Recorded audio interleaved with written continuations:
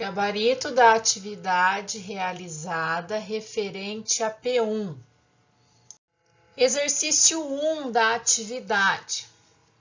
Uma tubulação de aço carbono revestida externamente com tinta. Então, apresenta uma camada polimérica para proteção externa. Esta tubulação é utilizada para a condução de água industrial. Está enterrada em solo úmido. A tubulação apresenta corrosão em pontos localizados. Atenção! Pelo contato com malha de aterramento elétrico de cobre. Então, neste caso, corrosão ocasionada pelo contato da tubulação de aço carbono com cabos de cobre, que são utilizados no sistema de energia elétrica, aí no caso, na planta industrial. Então, nós temos um caso de corrosão ocasionado por dois metais em contato em um meio corrosivo. Então, trata-se de uma pilha galvânica. Neste caso, os metais ferro em contato com o cobre, porque é uma tubulação de aço carbono, então é um metal ferroso em contato com os cabos de cobre. Então, se vocês observarem na imagem que retrata a situação, nós temos aqui, o contato da tubulação com os cabos de cobre. Então, é um caso, de corrosão galvânica, dois metais em contato em um meio corrosivo. Quem é um meio corrosivo? Solo úmido, tá? Então, é um meio extremamente complexo, como o caso também da atmosfera. E, neste caso, nós temos, nesta situação, o solo apresenta grandes quantidades de sais solúveis, concentração moderada de oxigênio e temperatura de 20 graus Celsius. Então, em corrosão em solo, nós temos que levar em consideração os fatores relacionados ao solo. Aeração, pH, umidade, micro-organismos, que pode ocasionar corrosão microbiológica, despejos industriais, sais dissolvidos. Então, são vários fatores relacionados. Além também da resistividade elétrica, aí no caso do solo, tá? Então, nós temos uma tubulação que apresenta um revestimento externo polimérico. Só que, qual é a causa da corrosão? Se nós temos a tubulação com um revestimento protetor, é a falha no revestimento. Então, nós temos aí as falhas, os poros no revestimento, que com o tempo, em função aí dos defeitos, vai absorvendo umidade, então vai causando um envelhecimento desta revestimento. Então, os defeitos do revestimento polimérico possibilitaram aí que a tubulação, a parte metálica, ela entrasse em contato com os cabos de cobre, formando então o quê? Um par galvânico aço-cobre, aí formado pela tubulação e a malha de aterramento da planta. Então, nós temos nesta situação, uma pilha galvânica pelo contato de dois metais em um meio, aí o meio corrosivo é solo úmido. Então, para isso, nós devemos definir, no caso, justificar a reação espontânea apresentando a DDP da pilha, a diferença de potencial da pilha, o que possibilita a gente comprovar a tendência à corrosão, e o ΔG. Então, temos uma reação que é espontânea. O enunciado diz aí que apresenta corrosão em pontos localizados, então é necessário justificar essa reação espontânea apresentando o E da pilha. Então, o E da pilha, ele é dado entre a diferença do cátodo menos do ânodo. Neste caso, estamos trabalhando com uma condição prática. Então, é necessário corrigir o potencial para tanto do ânodo quanto do cátodo para encontrarmos a DDP da pilha fora do padrão. Então, pergunta qual é a pilha formada nessa situação, uma pilha galvânica pelo contato dos dois materiais metálicos, ocasionado pelo defeito do revestimento metálico que recobre a tubulação de aço carbono. Apresente uma solução para evitar a corrosão. Então, neste caso, né, é muito comum utilizar proteção catódica. É óbvio, né, também podemos pensar em não deixar o metal entrar em contato com a tubulação, com os cabos de cobre, né? A tubulação entrar em contato com os cabos de cobre. Mas, né, pensando que ela já tem um revestimento, mas que ele aí no caso, né, ele não é eficiente para proteger a tubulação, é muito utilizado nesses casos a proteção catódica. Temos dois tipos de proteção catódica, o conhecido o ânodo de sacrifício, que é utilizar um material metálico de menor potencial de redução acoplado a esta estrutura para proteger, como já vimos, e também temos um outro método de proteção catódica, que é a proteção catódica por corrente impressa. Isso veremos no final, né, do semestre, que aí no caso precisa ser feito com a utilização de uma fonte de corrente externa, tá? Um retificador de corrente, que aí no caso é uma proteção onde é montado uma pilha eletrolítica, tá? Então seria essa uma possibilidade, utilizar aí a proteção catódica, ou por corrente impressa, ou a proteção galvânica, né, que é o anodo de sacrifício. Qual é a reação anódica, catódica e global? Na pilha, quem é o agente redutor, em que cátions o solo irá se contaminar, tá? Então, aí nós temos que analisar a situação, corrigir os potenciais, né, do cátodo e do ânodo para justificar a espontaneidade da reação. Então, temos um sistema formado metais, aço em contato com cobre por conta do defeito do revestimento, que não foi suficiente aí para proteger a tubulação, meio corrosivo, um solo úmido, no caso tendo pH 4,9, então um meio ácido que contém oxigênio, em função da concentração moderada de oxigênio, e está a temperatura aí em torno de 20 graus Celsius.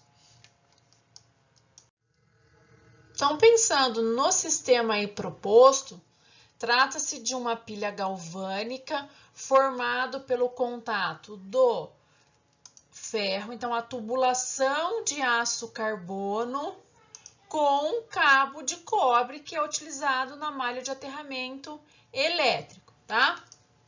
Então, tem o ferro em contato com o cobre em um meio, tá? Um meio, ele sendo solo úmido, em pH 4,9, então, considerado um meio ácido airado, na presença de uma concentração aí moderada de oxigênio, tá? Então, nós temos uma pilha galvânica. Para isso, eu preciso, né, definir qual é a DDP da pilha, a força eletromotriz. No estado padrão, nós temos uma reação espontânea. Então, analisando o potencial do cátodo e o potencial do ânodo, dois metais em contato, então eu vou trabalhar com o potencial do ferro e o potencial do cobre. Então, em condição padrão, eu tenho que o potencial do ferro, ele é menos 0,44, aqui em escala de nobreza, então observem aqui que eu coloquei em escala. E o cobre apresenta um potencial de 0,34. Então, sendo o ferro o metal de menor potencial de redução, né? Então, em escala de redução, o que apresenta menor potencial de redução, ele tem alta tendência a oxidar. Então, quem sofre a reação de oxidação é o metal de menor potencial de redução, o ferro. Então, o ferro, ele vai ser o ânodo e o cobre, o metal de maior potencial aí no caso, ele vai ser o cátodo, tá? Então, aí nós temos reação de oxidação é do metal de menor potencial de redução, portanto, o ferro. Então, a oxidação, olhando aqui na reação, né, é a oxidação do ferro, que vai se transformar em ferro 2+, né, um íon metálico, doando 2 elétrons. O que acontece? Os elétrons caminham até o sentido do metal de maior potencial, o cobre, onde na interface, uma reação de redução que acontece na interface catódica. E eu tenho como reação de redução uma espécie aí química presente no meio, o agente oxidante, que vai receber esses elétrons e sofrer reação de redução. Então, eu tenho como meio o solo úmido, que contém sais dissolvidos, mas que está em pH ácido. Então, eu tenho uma reação pelo meio, aí o meio ácido, tá? Na presença de oxigênio, que recebe os elétrons e vai se transformar em água. Então, eu tenho como agente redutor o ferro e como agente oxidante, em função da variação do NOx, atribuído aqui pela reação global, eu vou ter o agente oxidante sendo o oxigênio. Então, agente redutor o ferro, agente oxidante o oxigênio.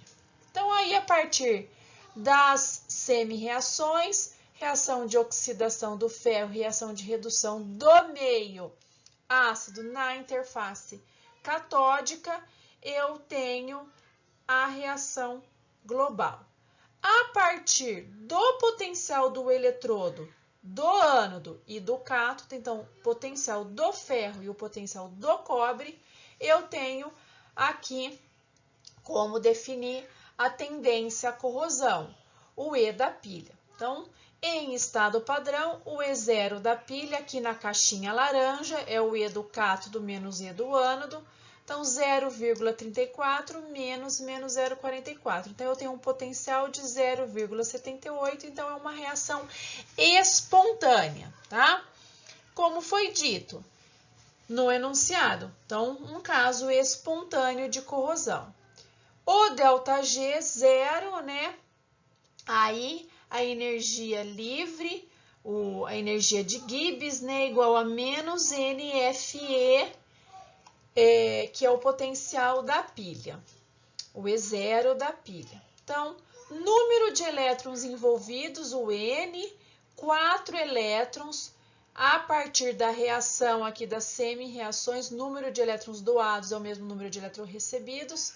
Então, eu tenho aqui 4 elétrons sendo aí transferidos, né, da oxidação para redução. Então, eu tenho aqui 4 elétrons, a constante de Faraday 96.500 Coulomb por mol, e o potencial da pilha, o E0 da pilha, 0,78 positivo, tá?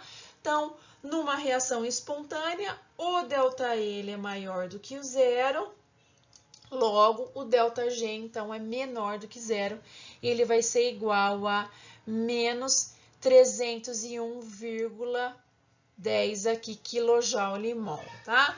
Então, aqui definido a tendência à corrosão, o ΔG0 e o E0 da pilha. Mas é um caso que está em condição fora do estado padrão. Então, é necessário o quê? Corrigir o potencial. Qual? O potencial do ânodo e o potencial do ânodo, que é o menos 0,44, e o potencial de eletrodo do cátodo. Então, é necessário utilizar a equação de Nernst para corrigir este potencial. Para avaliar, então, a espontaneidade de uma reação metal-meio corrosivo em condição fora do padrão, é necessário, então, aplicar a equação de Nernst para a correção dos potenciais de eletrodo. Temos nesta condição uma pilha galvânica, então a diferença de potencial, o E da pilha, é dado entre o E do cátodo menos o E do ânodo. E como trata-se de uma pilha galvânica, então o E do cátodo é o potencial do cobre e o E do ânodo é o potencial do ferro. Então, é necessário fazer a correção do potencial do ferro e o potencial do cobre. Então, para o ferro, nós temos a reação, de redução do ferro, que eu vou corrigir o potencial de redução. Então, trabalha-se com a reação no sentido da redução, tá? Porque com isso a gente vai aí definir qual é a constante de equilíbrio, o K. Então, a equação de Nernst, E igual a E0 menos RT dividido por NF é ln de K, onde o K, a constante, é a atividade de produto pela atividade de reagentes. Então, atividade de produtos no numerador e atividade de reagentes no denominador. Como eu tenho uma reação aqui escrita no sentido da redução, porque eu vou corrigir o potencial de redução, é a atividade do ferro, metal, pela atividade do ferro 2+, íon metálico.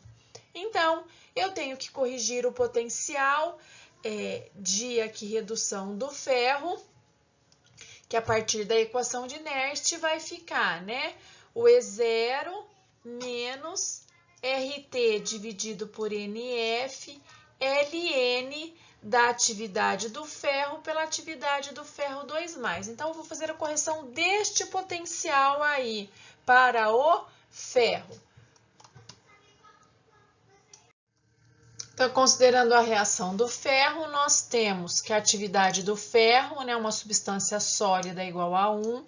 A atividade do ferro 2+ é igual à concentração do íon, neste caso 10 a menos 6, porque nós não temos uma concentração aí expressiva de ferro 2+ no solo.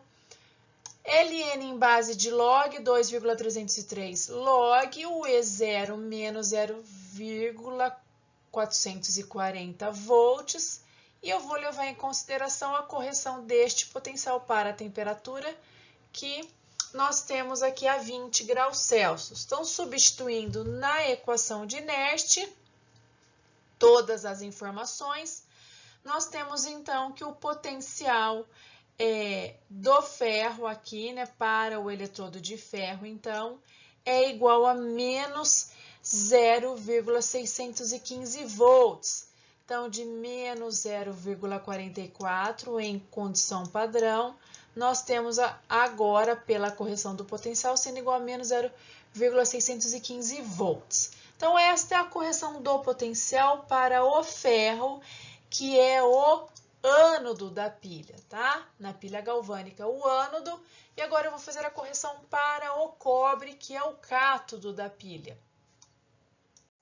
Então, reforçando, eu tenho uma pilha galvânica, então eu vou fazer a correção do cátodo e do ânodo. Eu tenho, então, que levar em consideração o potencial para o ferro e para o cobre, tá? Por se tratar de uma pilha galvânica.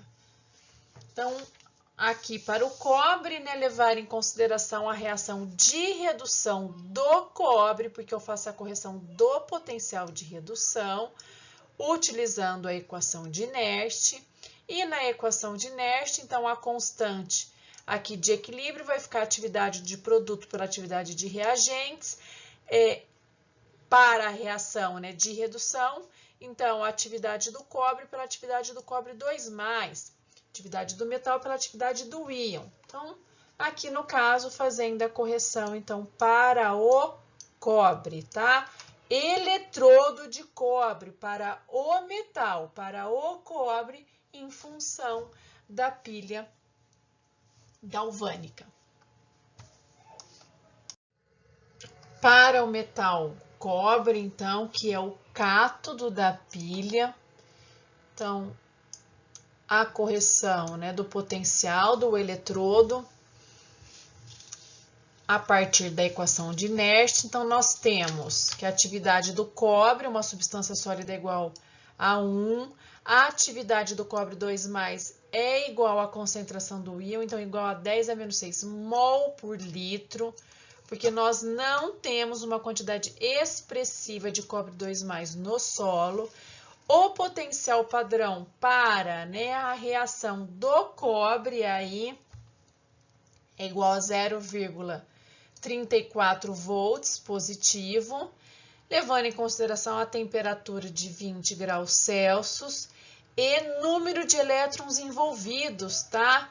O número de elétrons envolvidos na equação, na semi-reação aqui que eu estou fazendo a correção, nós temos, então, 2 elétrons, tá? Então, aqui, fazendo as substituições na equação de Nernst, nós temos que o potencial corrigido para o eletrodo de cobre é igual, então, a 0,165 volts, tá? Então, em consideração ao 0,34 volts, que é o potencial no estado padrão. Então, fazendo a correção do potencial em função das condições aí relacionadas ao metal e ao meio, tá? Os fatores relacionados aí à interface que interferem, né, no potencial de eletrodo. A partir da correção do potencial de eletrodo, cátodo e ânodo, então, a correção do potencial para o ferro e para o cobre, é possível, então, determinar a tendência à corrosão, né, o E da pilha, a diferença de potencial formada entre os dois eletrodos, ferro e cobre, em condição fora do padrão. Então, temos aqui, né, para o ferro, a correção do potencial foi igual a menos 0,615 volts e para o cobre, 0,165 volts, tá? Então, aqui no caso, a correção do potencial de redução do ferro ânodo e do cobre cátodo. Então, a partir dos potenciais corrigidos, é possível determinar o E da pilha. Então, a diferença entre cátodo menos ânodo, a diferença entre os dois metais. Aqui no caso, né, por diferença, nós temos que o E da pilha é igual a 0,78 volts, que deu, né, o mesmo valor na condição no estado padrão. Então, tem um potencial maior do que zero, então trata-se de uma reação espontânea, porque o contato de dois materiais metálicos diferentes em um meio, nós temos aí, né, uma reação espontânea. A partir do E da pilha, então, é possível determinar o ΔG, né, a energia livre aqui, na caixinha azul, então, ΔG é igual a menos NFE, usando o E da pilha, né, fora do padrão, nós temos, então, aqui 4 elétrons envolvidos, vezes 96.500, vezes o potencial, então, da pilha, que é positivo. Então, é dado então aqui a partir do potencial da pilha que o ΔG ele é negativo, então uma reação espontânea, tá? Então aí a partir do contato do ferro com o cobre, né, ocasionado pela falha do revestimento, nós temos a formação de uma pilha galvânica, sendo então uma reação espontânea, onde eu tenho a oxidação do ferro, que é o metal de menor potencial de redução, e uma reação de redução da espécie presente no meio na interface catódica, aqui pela presença do H+ e do oxigênio.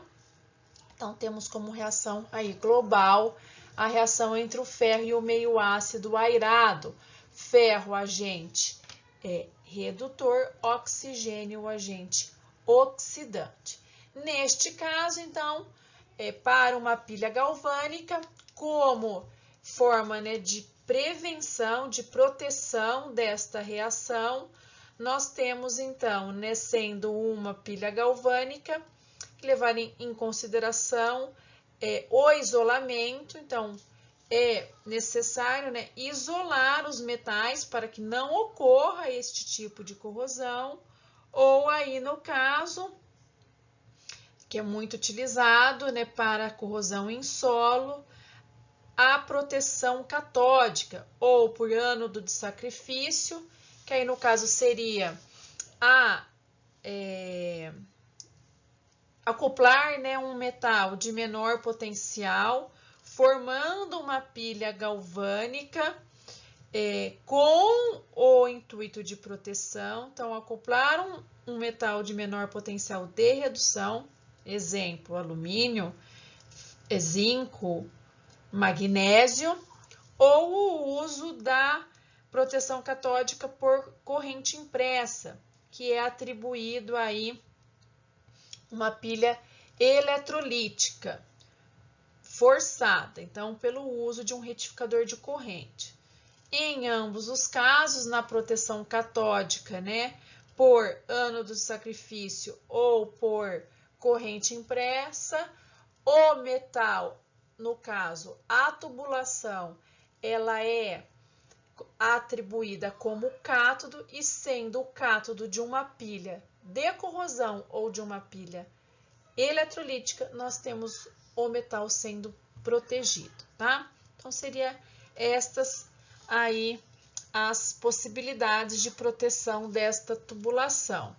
E aí, sendo uma reação espontânea por oxidação do ferro, nós temos então a liberação de ferro 2+ para o solo. Então, o solo ele será contaminado com o íon metálico, com o ferro 2+. Então, esta é a resolução do exercício 1 da atividade. No exercício 2, temos a representação de uma pilha galvânica formada pelo eletrodo de alumínio em cloreto de alumínio.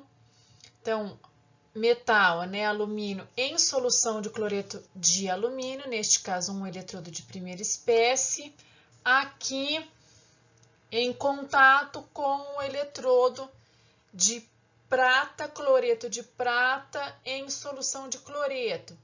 Neste caso, o eletrodo do tipo metal, sal insolúvel, o cloreto de prata, em solução de cloreto. Neste exercício, né, é pedido para escrever as semi-reações e a reação global, calcular o E0 da pilha e o ΔG0 da pilha para a reação global, justificar termodinamicamente sua espontaneidade, qual é o ânodo e o cátodo da pilha, e na prática como deve ser medido a DDP desta pilha. Então, nós temos aqui, a partir da notação da pilha, então, o eletrodo de alumínio em cloreto de alumínio, que é o eletrodo de primeira espécie, com o eletrodo de prata, cloreto de prata, em solução de cloreto. Em específico, este eletrodo é o eletrodo de referência secundária, o eletrodo de prata, cloreto de prata. Pela notação da pilha, o eletrodo, os metais ficam representados, né, nas extremidades, e nós temos ao lado esquerdo o ânodo, que é o eletrodo de menor potencial, que sofre a reação de oxidação, sendo um metal solúvel, né? E temos o eletrodo do lado esquerdo sendo o cátodo, onde temos a reação de redução da espécie presente no meio deste eletrodo, na interface, então, que é o cátodo. Então, aqui, pela notação da pilha, o ânodo é o eletrodo de alumínio e, observando, né, por escala de potenciais de redução, o alumínio ele apresenta um potencial de menos 1,66 volts e, no caso, né, a reação que representa, né, o cátodo, o eletrodo, né, como cátodo, que é o eletrodo de prata, cloreto de prata, é esta reação do cloreto de prata, que vai se transformar em prata e cloreto, e ela apresenta um potencial de 0,22 volts. A reação, então, aí para o eletrodo de prata, cloreto de prata. Por escala de potenciais, nós temos, então, que o ânodo é o de menor potencial e o cátodo de maior potencial. Então, de fato, a notação desta pilha, o ânodo é o eletrodo da esquerda e o cátodo o eletrodo da direita. A partir, então, da definição do ânodo e do cátodo, temos a reação de oxidação e a reação de redução. Então, a reação de oxidação é do eletrodo do metal de menor potencial e é um metal solúvel, porque temos eletrodos de platina, onde o metal não participa da reação, mas neste caso é o alumínio, né, que vai sofrer oxidação e vai se transformar no íon metálico, doando 3 elétrons. E a reação de redução é a reação do cloreto de prata, que recebe os elétrons, se transformando em prata e cloreto. O mesmo número de elétrons doados, nós temos os elétrons recebidos. Então, preciso multiplicar por 3 a semi-reação de redução para balancear aí os elétrons e os átomos. Então, a reação global é do alumínio com o cloreto de prata, produzindo o íon alumínio, prata e cloreto. Então, esta é a reação de oxidação e redução a partir da definição do ânodo e o cátodo da pilha, que a notação é a representação espontânea. Então, o E0 da pilha, a DDP da pilha, a diferença entre cátodo menos ânodo, aqui na caixinha laranja. Então, o cátodo é o eletrodo de potencial que tem aqui 0,22 volts, e o ânodo que tem o potencial de menos 1,66. Então, o potencial, o E0 desta pilha é igual a 1,88 volts. Então, é maior do que zero, então o que justifica a espontaneidade da reação.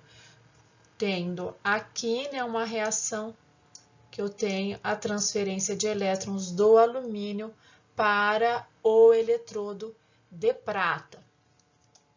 A partir do E0 da pilha, é possível determinar também o ΔG0. Então, ΔG0 na caixinha azul é igual a menos NFE, o número de elétrons, 3 elétrons, 96.500 a constante de Faraday, e o E0 da pilha 1,88 volts, sendo o E0 maior do que zero, nós temos então um ΔG aqui menor do que zero, que representa, né, aí a reação espontânea.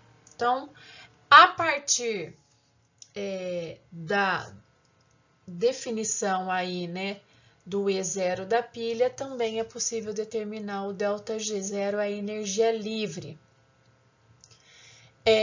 Neste caso, a medida do potencial da pilha, né, na prática, ele é feito em relação a um multímetro, né, então é feito com o auxílio de um multímetro, onde a DDP desta pilha ela é positiva, então a gente mede DDP da pilha positivo, e para isso eu preciso ligar o terminal negativo do multímetro ao negativo da pilha, que é o ânodo, e nesse caso é o eletrodo de alumínio, e o positivo do multímetro ao positivo da pilha, que é o eletrodo de prata. Então, pela regra de sinais, o positivo com o positivo e o negativo com o negativo, nós temos uma medida de DDP aqui positiva, que é feita na prática utilizando um multímetro, tá?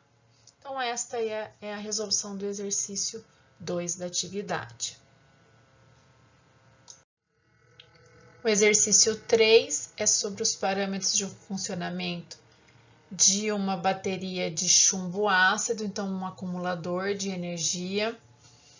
Então, neste exercício, ele fala: um eletrodo de chumbo de 621 gramas foi colocado numa bateria de chumbo ácido e a mesma funcionou durante 5 dias. Então, o consumo desta quantidade aí de massa do eletrodo de chumbo foi para um período de 5 dias.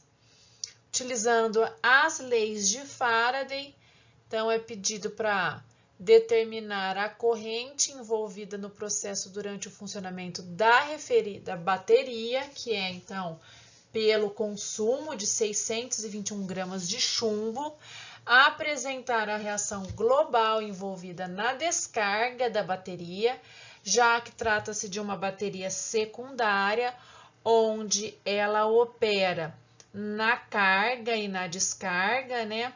Na carga por uma reação aí não espontânea a partir do funcionamento de uma pilha eletrolítica, que precisa ligar a um carregador, uma fonte de corrente, e na descarga como uma pilha galvânica pelo contato de 2 eletrodos, no caso, o ânodo e o cátodo. E qual é a massa de sulfato de chumbo formada após o período de funcionamento da bateria? Então, nós temos aí uma bateria formada por 2 eletrodos, uma pilha galvânica que vai funcionar na descarga. Então, eletrodo de chumbo com o eletrodo de óxido de chumbo 4, ânodo o chumbo e o cátodo o óxido de chumbo 4, em solução ácida, tá? De ácido sulfúrico. Então, no item A, qual a corrente envolvida? Para isso, eu preciso definir qual é a quantidade de carga elétrica pelo tempo de funcionamento, tá? Então, carga elétrica e a quantidade de elétrons, tá? Para isso, nós temos a relação estequiométrica, né? Estequiometria da reação, que envolve a quantidade, né, de mols de chumbo com mols de elétrons envolvidos na reação. Então, eu tenho a reação que acontece, né, pela oxidação do chumbo, que é o elemento aí que está sendo referido no exercício. Então, o chumbo, ele participa da reação de oxidação. Então, eu tenho, para a quantidade de chumbo definida, 621 gramas, eu preciso definir a quantidade de mols de chumbo que foi consumido. Por quê? Porque a minha relação estequiométrica ela é molar. Então, ela me dá a relação entre mols de chumbo com mols de elétron. Então, para 621 gramas de chumbo, eu tenho aqui que passar isso para mol. Então, 621, a massa dividido por 207, que é a massa molar do chumbo, eu tenho então 3 mols de chumbo sendo consumido. A relação estequiométrica me diz que 1 mol de chumbo na caixinha amarela, tá? Está relacionado aqui a 2 mols de elétrons pela equação química que representa a reação. Então, eu tenho aqui, se eu tenho um consumo de 3 mols de chumbo, isso significa 6 mols de elétrons. Então, eu tenho uma relação entre aí a quantidade de chumbo com a quantidade de elétrons envolvidos nesta reação química. A constante de Faraday, ela faz uma relação entre carga elétrica com mols de elétrons, que a partir da carga elétrica eu vou definir a corrente para o tempo de funcionamento desta bateria. Então, a constante de Faraday, na caixinha aqui azul, ela mostra a relação, né? Toda vez que transportar 1 mol de elétrons na bateria, eu tenho aqui uma carga de 96.500 coulomb. Então, 1 mol de elétrons, 96.500 coulomb. Se eu tenho 6 mols de elétrons envolvidos aí nesta reação, a carga elétrica é de 579.000 coulombs. Então, aí, carga elétrica está relacionado à quantidade de elétrons que circula aí no condutor. Então, pelas leis da física, a carga elétrica é igual a corrente vezes o tempo. Então, corrente em ampere, né? Ela é nada mais do que coulomb por segundos, tá? Então, eu tenho aqui, para essa carga de 579.000 coulombs, no tempo de funcionamento, qual foi o tempo de funcionamento? 5 dias, só que é em segundos. Então, 5 dias são 120 horas, 1 hora, 3.600 segundos, então eu tenho 432.000 segundos de funcionamento desta bateria, onde teve um consumo de 621 gramas de chumbo. Então, a corrente, que é a carga elétrica pelo tempo, foi de 1,34 amperes. Então, o item A está definido. O item B pede a reação de descarga da bateria. Então, nós temos na descarga o funcionamento de uma pilha galvânica. Esta pilha, ela é formada, né, pelo aqui o ânodo de chumbo e o cátodo, ele é de óxido de chumbo 2, óxido de chumbo 4. Um eletrólito aqui, uma solução de ácido sulfúrico. Então, nós temos o eletrodo de menor potencial, é o ânodo, então ele sofre oxidação. No caso, então, a oxidação é do chumbo, formando sulfato de chumbo, doando elétrons. E a reação de redução que acontece na interface do cátodo é do óxido de chumbo 4 em meio ácido, que recebe os elétrons, e também vai se transformar em sulfato de chumbo, tá? E água. Então, pela reação global, o chumbo com o óxido de chumbo 4 em meio de ácido sulfúrico vai formar sulfato de chumbo. Então, atenção a esta reação, a reação global. a partir da reação global, eu tenho que 1 mol de chumbo forma 2 mols de sulfato de chumbo, tá? 1 mol sendo formado na reação de oxidação e 1 mol sendo formado na reação de redução. Então, a reação global define, a partir da combinação das meias reações, a minha relação estequiométrica, quantidade que eu tenho de reagentes necessários para se transformar em produto. Então, a reação de descarga é essa reação que acontece neste sentido, no sentido direto aqui da reação global.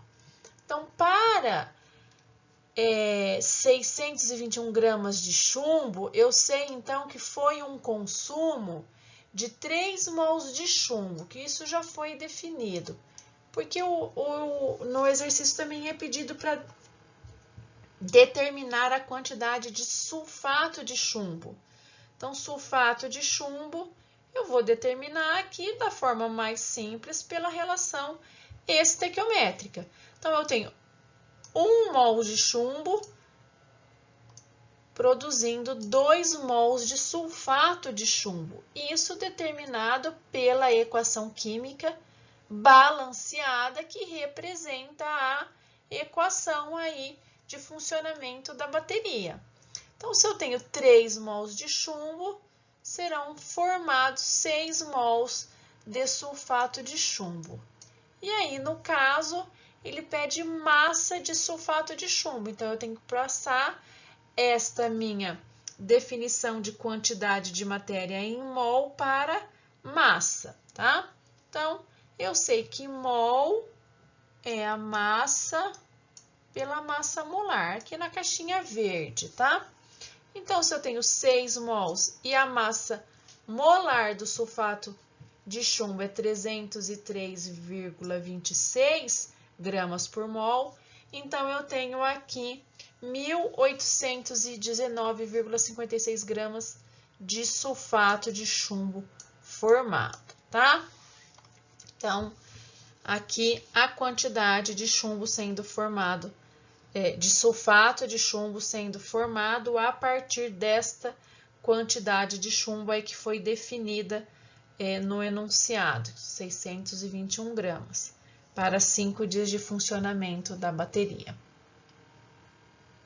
Então, esta é a resolução do exercício 3 da atividade. Também era possível determinar aí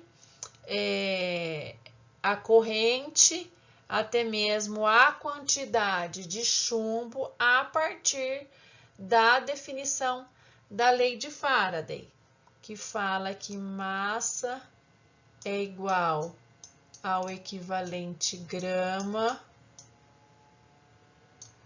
vezes a corrente vezes o tempo dividido pela constante de Faraday, definido pelas leis de Faraday. O exercício 4, ele mostra a montagem de 4 pilhas diferentes, formadas aqui pelos eletrodos, né? Pelos metais A, B, C, D e ferro, em um meio eletrolítico M, que não é definido, inicialmente neutro, e também é dado a DDP das pilhas, tá? Para a pilha 1, 2, 3 e 4. E aqui, em relação ao que é observado experimentalmente pelo uso de indicadores de reação aí de oxidação e redução, o conhecido ferricianeto de potássio e a fenolftaleína, aqueles indicadores que mostram, né, para a reação de meio neutro quem é o cátodo da pilha, e para específico para o ferro, né? O indicador ferricianeto de potássio, ele indica quem é o ânodo da pilha quando há ferro aí como sendo um dos eletrodos da pilha, tá? Então, quando nós temos a indicação da coloração rosa, então ela está definindo o cátodo da pilha, e o azul ela está definindo o ânodo da pilha, em específico o ferro, tá?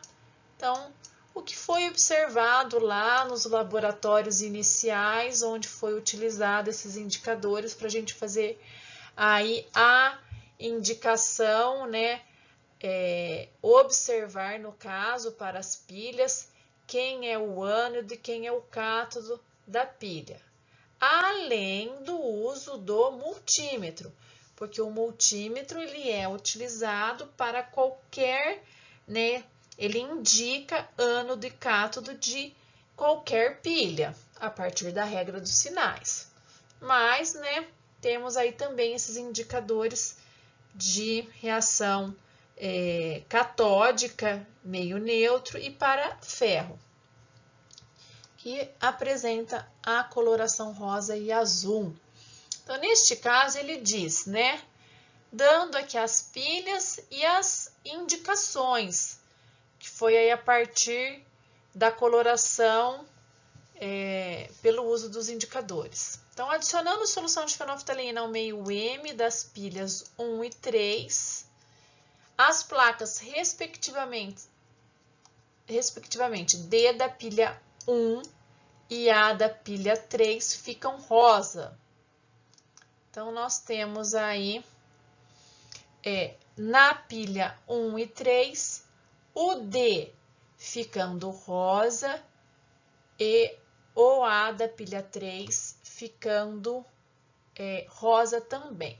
Então, significa, se a coloração ela é rosa, ela está indicando que o eletrodo ele é o cátodo, em função da reação de redução do meio neutro, que leva à formação de hidroxila, que pelo uso da fenolftaleína fica de coloração rosa.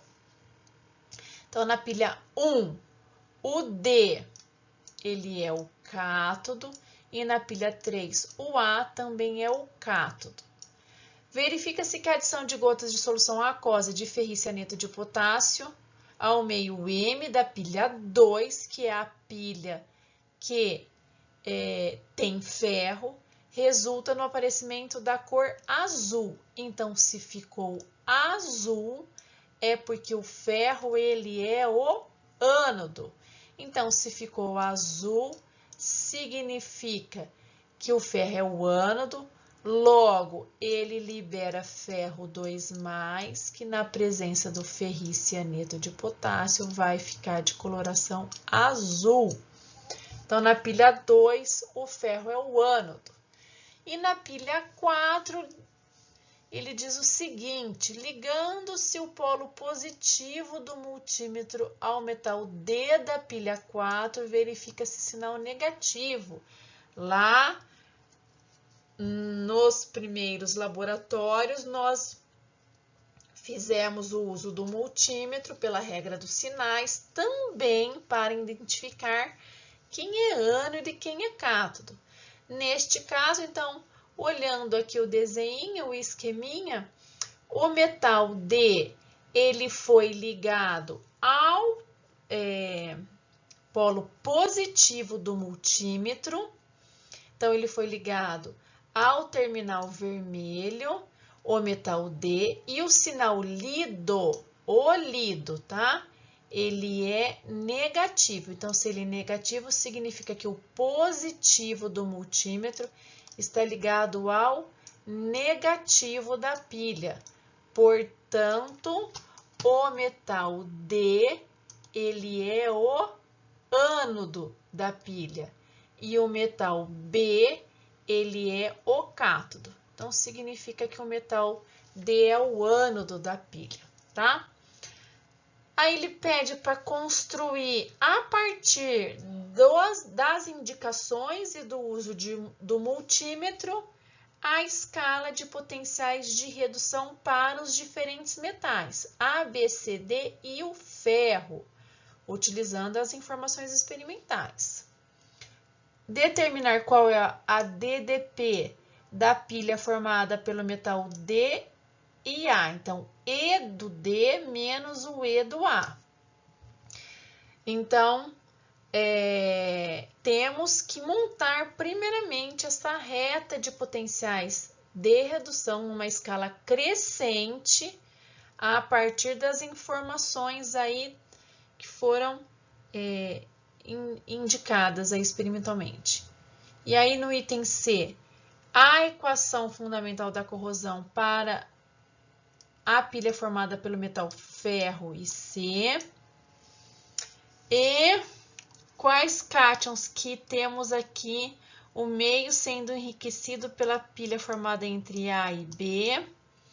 E quais metais sofrerão corrosão com o metal A no meio eletrolítico, tá?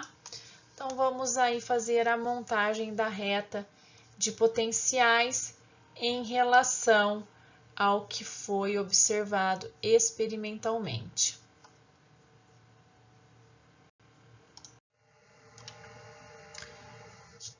Então, pelo que foi indicado, pilha 2 fica azul pelo uso do ferricianeto de potássio, indicando que o ferro sofre oxidação, então ele é o ânodo.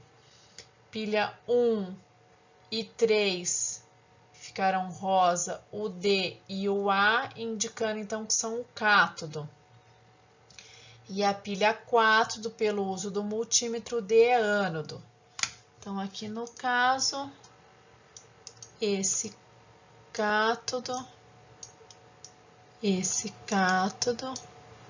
esse daqui o ânodo. Então, podemos montar a reta de potenciais. Então, utilizando a pilha 1, eu vou usar em relação, vou usar o ferro em relação ao metal D. Então, o ferro em relação ao metal D, ele é ânodo. Então, se ele é ânodo, ele tem menor potencial, ele entra colocando o metal D, ele entra em relação ao D à esquerda, porque ele apresenta menor potencial. A diferença entre os dois metais aqui, ela é de 480. Eu sei dizer apenas a diferença entre os dois metais. Eu não posso dizer quanto é o potencial de eletrodo do ferro, nem o potencial de eletrodo do metal D. Eu só posso dizer quanto é a diferença de potencial medida entre os dois eletrodos. Colocando a pilha 1, então eu posso entrar agora com a pilha 2, tá? Que ela também apresenta ferro e o metal A. Então, se eu sei que o ferro já está na reta de potenciais e na pilha 2 ele é o ânodo, então significa que o metal A ele é o cátodo em relação ao ferro.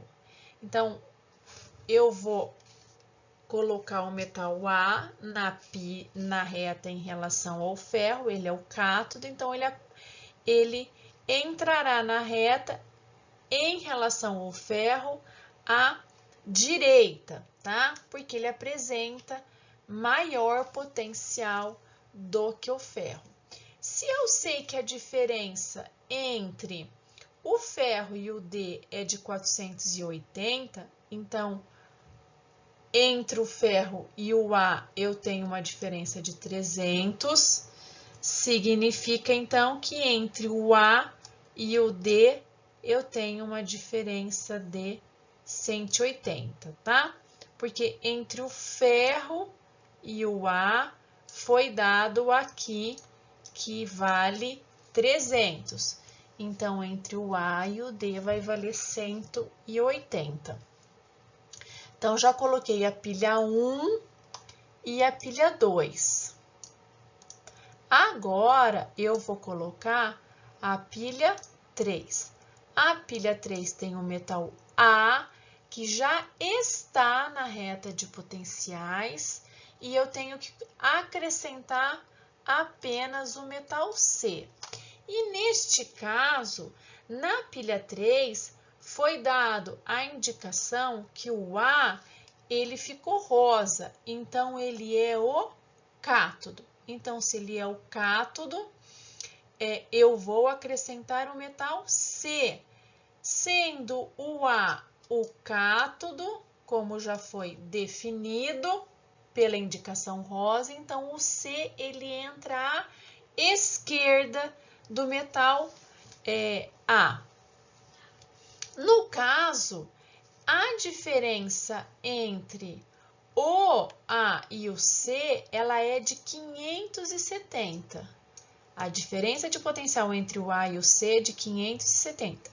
Do A até o ferro, vale 300, como já definimos. Então, significa que o C vai entrar antes do ferro. Então, se do A até o ferro vale 300, do ferro até o metal C vai valer 270, porque a diferença total entre o C e o A, que é o da pilha 3, é 570. Agora, temos que colocar a pilha 4. Na pilha 4 foi usado o multímetro para uma indicação, onde verificou-se que o metal D da pilha 4, ele é o ânodo. O D, ele já está na reta de potenciais, que foi colocado lá pela pilha 1. Então, se o D já está na reta de potenciais e ele é o ânodo, então significa que o B ele vai entrar à direita do metal D. Por quê? Porque o metal B, ele é cátodo, então ele tem maior potencial. E em relação ao D, ele vai ter uma diferença de potencial de 200 milivolts. Então, agora já foi montado a escala de potenciais. Sendo montada a escala de potenciais, nós podemos aqui fazer as definições aí, né? Então, determinar qual é a diferença de potencial dada entre o D e o A, tá? Então, ele quer o E do D menos o E do A, o potencial do D menos o potencial do A. Significa que o D, ele é cátodo e o A, ele é ânodo. Então, ó, o D cátodo e o A ânodo, porque ele quer a diferença entre esses dois metais.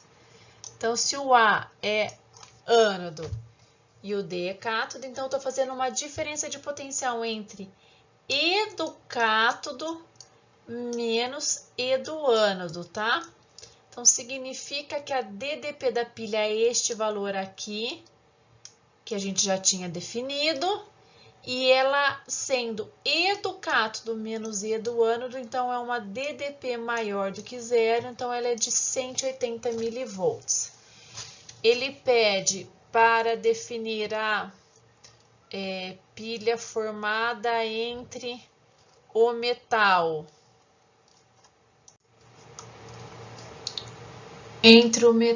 ferro e C.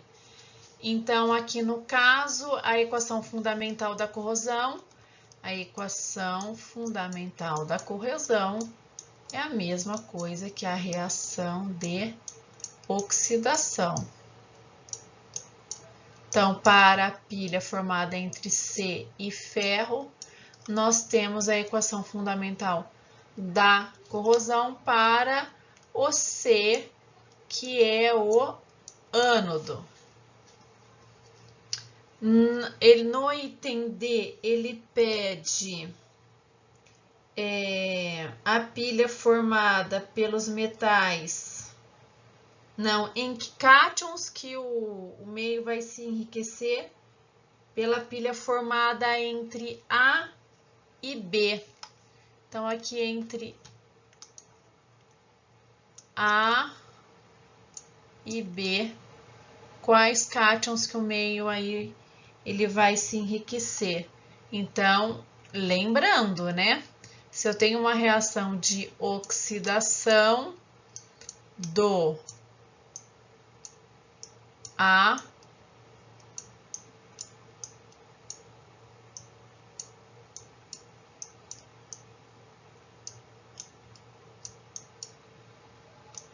pela reação, né?